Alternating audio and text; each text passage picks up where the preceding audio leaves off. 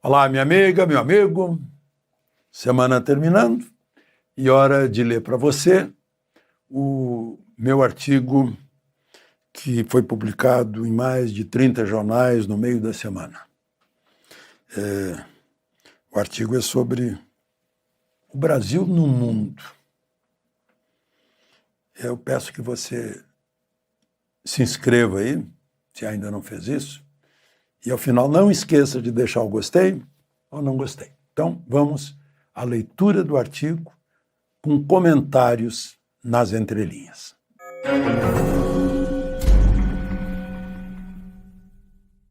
O título é Quatro Grandes. Eu lembro muito bem, depois da Segunda Guerra Mundial, que havia reuniões entre os quatro grandes. Era Estados Unidos, Rússia, França e Inglaterra. Aliás, foi essa divisão que fizeram com Berlim, né? A capital do Terceiro Reich. Por isso ficou assim esse icônico nome de Quatro Grandes, os quatro mais poderosos do mundo, no fim da Segunda Guerra.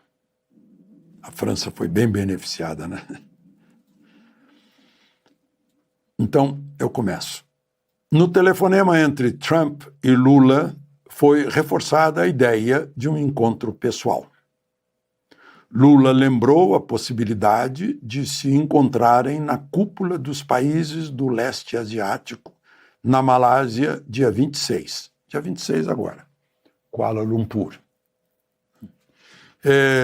Lá estarão, como convidados de sempre, os chefes de governo da Rússia e dos Estados Unidos, que não fazem parte do leste asiático. E, obviamente, o integrante do grupo, o chefe chinês. E se Lula levantou a hipótese de se encontrar com Trump lá, é porque ele foi convidado também. Ele não ia se oferecer assim. Leste asiático é para se contrapor com o Oriente Médio, né? Que é a Ásia ainda, né? A Ásia vai até ali, de um lado do Estreito de Bósforo, lá em Istambul. Bom, o Brasil tem extensão territorial apenas menor que Rússia, China, Estados Unidos, entre os três, e Canadá. Está entre os grandes em território, 8,5 milhões de quilômetros quadrados. Em população, estamos atrás da China e Estados Unidos, entre esses grandes, mas bem à frente da Rússia, com toda aquela extensão territorial. A Rússia começa na Europa e termina na Ásia, né? Vai lá do Báltico até o Estreito de Bering. Em potencial mineral, praticamente equiparam-se os quatro.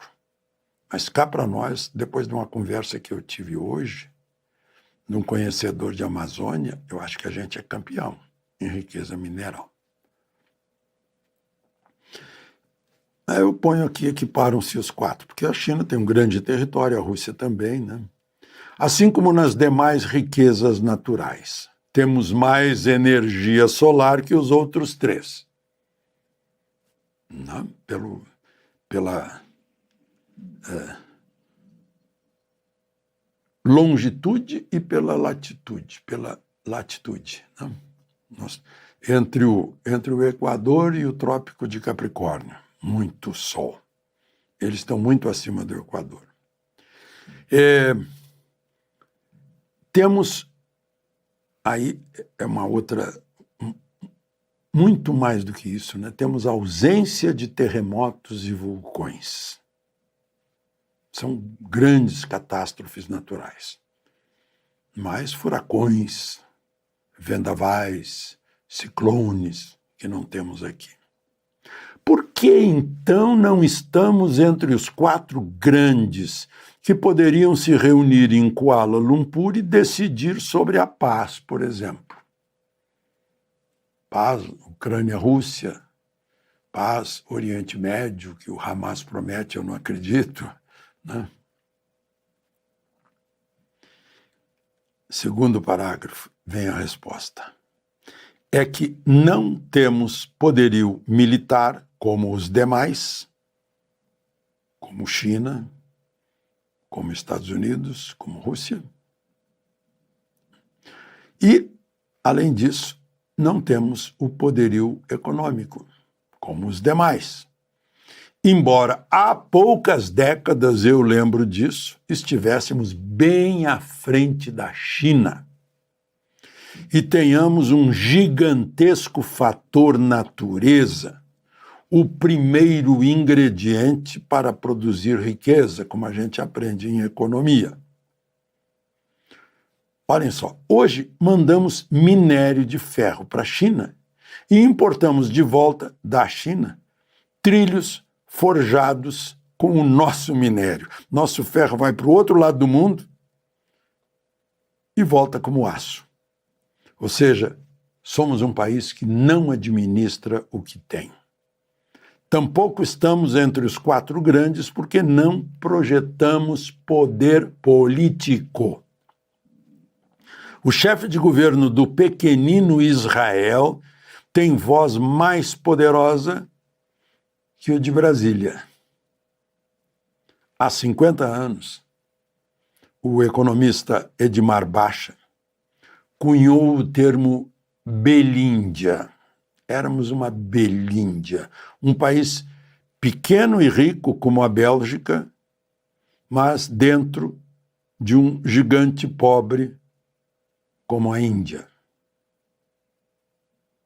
Só que hoje não dá mais para fazer essa criação, porque hoje a Índia nos supera longe. É a 4ª economia do mundo, empatada com o Japão, a Índia. E tem a maior população do globo terrestre. O que nos falta? Educação, que é na família, e ensino, que é nas escolas. Na família, a educação da honestidade, verdade, respeito ao alheio, respeito às leis, senso de pertencer à comunidade, entre tantos outros princípios que tornam a vida melhor e mais fácil. Na escola, para receber os números, as letras, as ciências e o conhecimento do país e do mundo. Não conhecemos sequer o instrumento para argumentar, para expor nossas ideias, que é a língua portuguesa. Não conhecemos o básico para exercer democracia.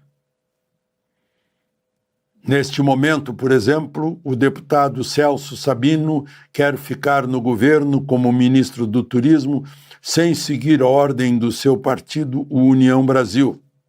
Partido e deputado desconhecem o mais importante: os 142.326 paraenses que lideram a procuração do voto para representá-los na Câmara dos Deputados.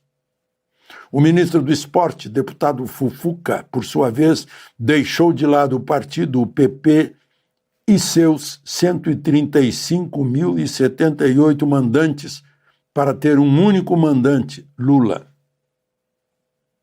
Representação nenhuma resiste a um desprezo desses. O pior é que o eleitor não sabe que é mandante. Nem o pagador de impostos sabe que é o único pagante de tudo que os governos gastam. Último parágrafo.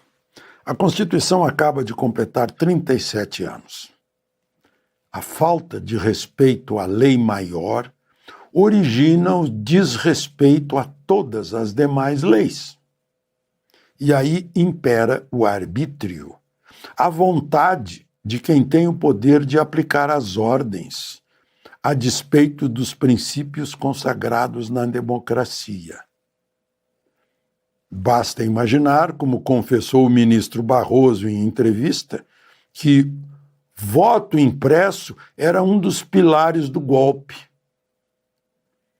Quer dizer, um comprovante impresso seria alegado para dar o golpe na crença do tribunal que julga com futurologia, um Minority Report. Como aquele filme em que as pessoas eram presas para não praticar um crime que se imaginava que futuramente elas iam praticar. Assim, justificou-se um contragolpe agora. O Bolsonaro vai dar golpe, então vamos dar um contragolpe. Que começou lá na campanha eleitoral, quando se cortava a propaganda de um lado e não do outro. Não? Contragolpe como se justificou em 1964, de que João Goulart preparava um golpe.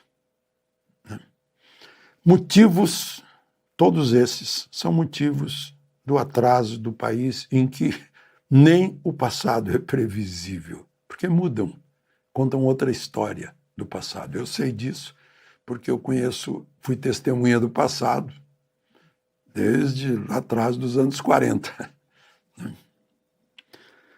Este país que poderia estar entre os 4 grandes se tivesse cabeça, conhecimento, civilização para aproveitar o que recebeu da natureza.